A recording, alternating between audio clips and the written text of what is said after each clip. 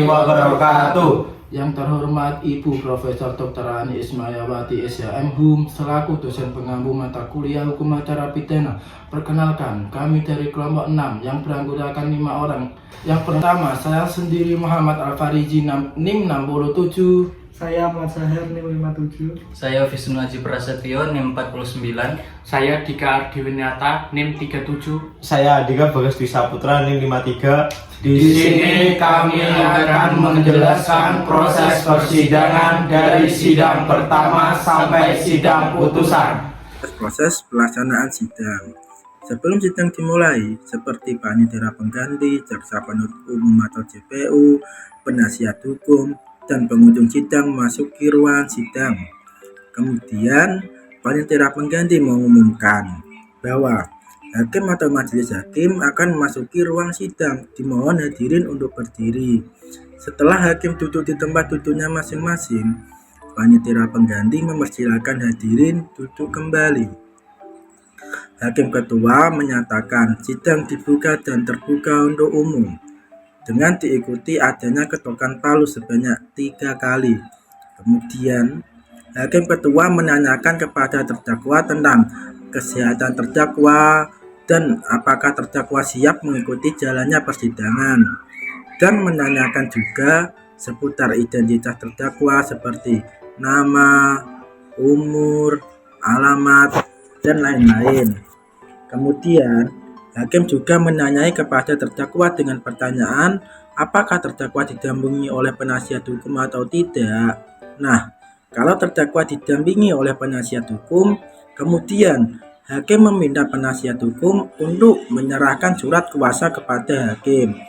Jika terdakwa tidak didampingi penasihat hukum, maka hakim menegaskan hak terdakwa untuk didampingi penasihat hukum. Selanjutnya, hakim memberi kesempatan kepada terdakwa untuk mengambil beberapa sikap sebagai berikut. Yang pertama, menyatakan tidak akan didampingi penasihat hukum atau maju sendiri. Yang kedua, mengajukan permohonan agar pengadilan menunjuk penasihat hukum agar mendampinginya secara cuma-cuma. Yang ketiga, meminta waktu kepada majelis hakim agar mencari atau menunjuk penasihat hukumnya sendiri. Kemudian pembacaan surat dakwaan.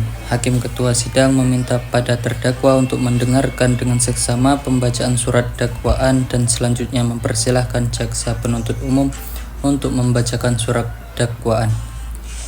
Kemudian jaksa membaca surat dakwaan berdiri atau duduk, boleh bergantian dengan rekan JPU. Selanjutnya hakim ketua menanyakan kepada terdakwa apakah ia sudah paham tentang apa yang didakwakan. Apabila terdakwa tidak mengerti, maka penuntut umum atas permintaan ketua hakim wajib memberikan penjelasan seperlunya. Kemudian ada pengajuan eksepsi atau keberatan, yaitu tangkisan atau bantahan yang ditunjukkan kepada hal yang menyangkut syarat-syarat atau formalitas gugatan, yaitu jika gugatan yang diajukan mengandung cacat atau pelanggaran formil yang mengakibatkan gugatan tidak sah sehingga tidak dapat diterima.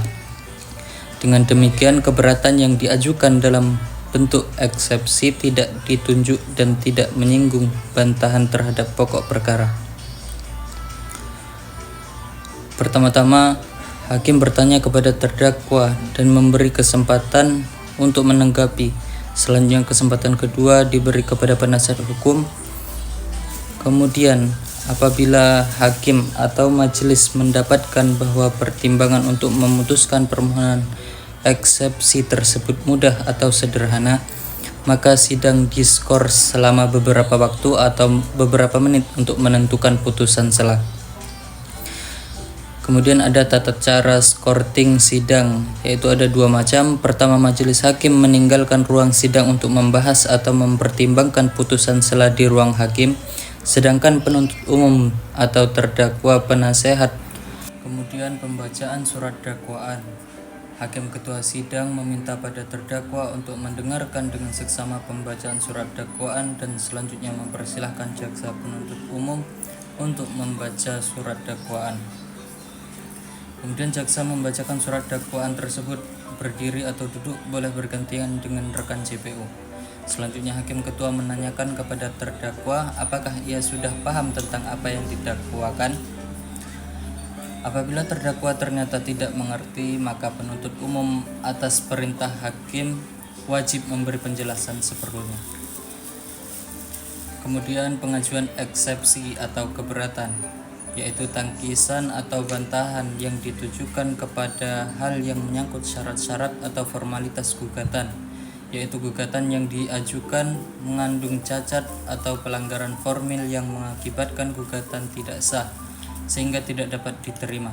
Dengan demikian, keberatan yang diajukan dalam bentuk eksepsi tidak diajukan dan tidak menyinggung bantahan terhadap pokok perkara. Pertama-tama, hakim bertanya kepada terdakwa dan memberi kesempatan untuk menanggapi. Selanjutnya, kesempatan kedua diberikan kepada penasihat hukum.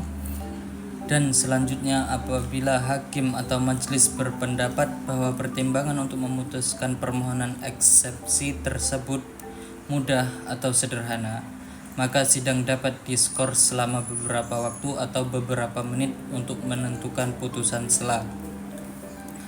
Tata cara skorsing ada dua macam, yakni pertama, majelis hakim meninggalkan ruang sidang untuk membahas atau mempertimbangkan putusan sela di ruang hakim, sedangkan penuntut umum atau terdakwa atau penasihat hukum serta pengunjung sidang tetap tinggal di tempat. Dan kedua, hakim ketua mempersilahkan semua yang hadir di persidangan tersebut supaya keluar dari ruang sidang. Selanjutnya, petugas menutup pintu ruang sidang dan majelis hakim merundingkan putusan sela dalam ruang sidang.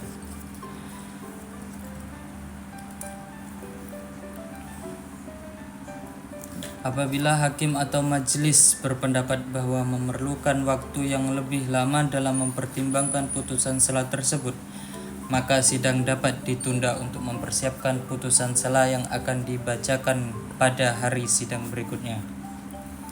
Selanjutnya, pembacaan pengucapan putusan sela. Setelah hakim mencabut skorsing atau membuka sidang kembali, hakim ketua menjelaskan kepada para pihak atau pengucapan putusan sela.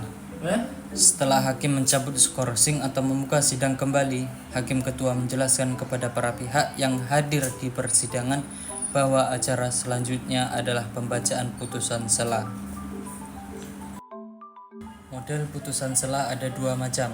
Pertama, tidak dibuat secara khusus, biasanya untuk putusan sela pertimbangan sederhana. Hakim atau majelis hakim cukup menjatuhkan putusan sela secara lisan. Selanjutnya, putusan tersebut dicatat dalam berita acara persidangan dan nantinya akan dimuat dalam putusan akhir. Yang kedua, dibuat secara khusus dalam suatu naskah putusan. Tata caranya adalah putusan sela tersebut dibacakan oleh hakim ketua sambil duduk di kursinya. Apabila naskah putusan sela tersebut panjang, boleh dibacakan secara bergantian dengan hakim Apabila naskah keputusan sela tersebut panjang, boleh dibaca secara bergantian dengan hakim anggota. Pembacaan amar putusan diakhiri dengan ketukan palu 1 kali. Kemudian hakim ketua menjelaskan seperlunya mengenai garis besar isi putusan sela sekaligus menyampaikan hak penuntut umum, terdakwa atau penasihat hukum untuk mengambil sikap menerima putusan sela sebagai putusan sela tersebut atau akan mengajukan perlawanan. Yang selanjutnya adalah sidang kedua, sidang pembuktian. Apabila majelis hakim menetapkan bahwa sidang pemeriksaan perkara harus diteruskan, maka acara persidangan memasuki tahap pembuktian, yaitu pemeriksaan terhadap alat-alat bukti dan barang bukti yang diajukan. Sebelum memasuki acara pembuktian, hakim ketua mempersilakan terdakwa supaya duduknya berpindah dari kursi pemeriksaan ke kursi terdakwa yang terletak di samping kanan penasihat hukum. 1. Pengajuan saksi yang memberikan kesaksiannya. Saksi yang pertama kali diperiksa adalah saksi korban, setelah itu baru saksi yang lain yang benar-benar mengetahui situasi tersebut dengan tujuan mengenai tindak pidana yang didakwakan. Tata cara pemeriksaan saksi. 1. Penuntut umum menyebut nama saksi yang akan diperiksa. B. Penugas bahwa membawa saksi ke ruang sidang dan mempersilahkan saksi di kursi pemeriksaan. C. Hakim ketua bertanya kepada saksi tentang identitas saksi, nama, umur, alamat pekerjaan, agama, dan lain-lain. Apabila perlu, hakim dapat pula bertanya, apakah saksi dalam keadaan sehat dan siap diperiksa sebagai saksi. Hakim ketua meminta saksi untuk bersedia mengucapkan sumpah atau janji sesuai dengan agamanya. Saksi mengucapkan sumpah menurut agama atau keyakinannya. Lafaz tersebut dipandu oleh hakim dan pelaksanaannya sumpah dibantu oleh petugas juru sumpah. 2. Pengajuan alat bukti lainnya guna mendukung argumentasi penuntut umum. Hakim ketua menanyakan apakah penuntut umum masih mengajukan bukti-bukti lainnya seperti keterangan ahli dan surat serta tambahan barang bukti yang ditemukan selama proses persidangan. Nah, selanjutnya adalah sidang pembacaan putusan pidana pembelaan dan tanggapan-tanggapan. 1. Pembacaan tuntutan pidana atau requiestor.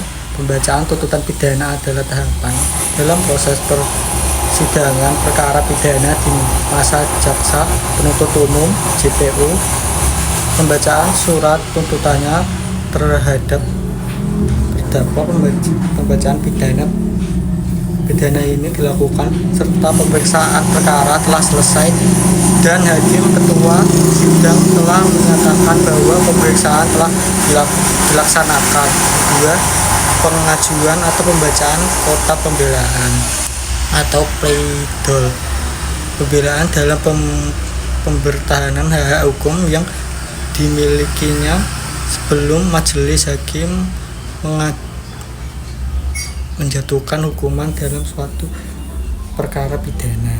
Yang ketiga yaitu pengajuan atau pembacaan tanggapan replik dan duplik dalam hukum acara pidana dan perdata. Replik dan duplik adalah tahapan dalam proses konversi yang berfungsi sebagai tanggung jawab menjawab antara pihak-pihak yang pihak-pihak yang terlibat dalam suatu perkara.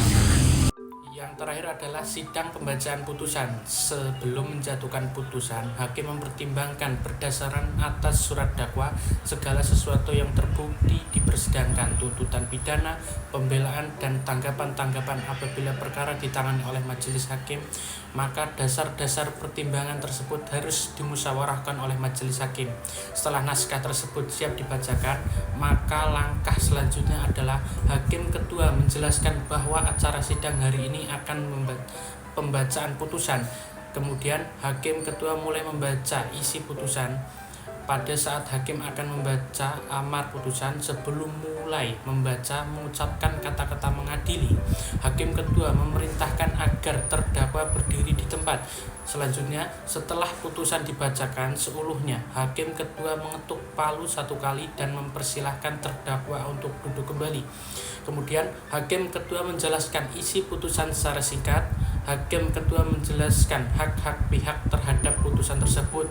Kemudian apabila tidak ada hal-hal yang akan disampaikan lagi, maka hakim ketua menyatakan seluruh rangkaian acara persidangan perkara pidana yang bersangkutan telah selesai dan menyatakan sidang ditutup.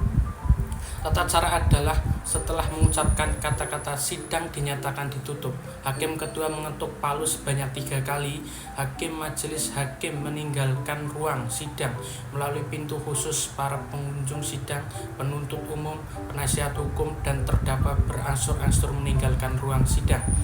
Apabila putusan menyatakan terdakwa tetap ditahan, maka pertama-tama keluar adalah terdakwa dengan dikawal oleh petugas.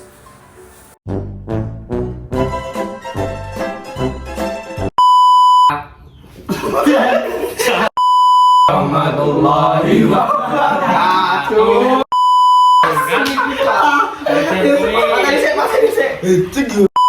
Iya.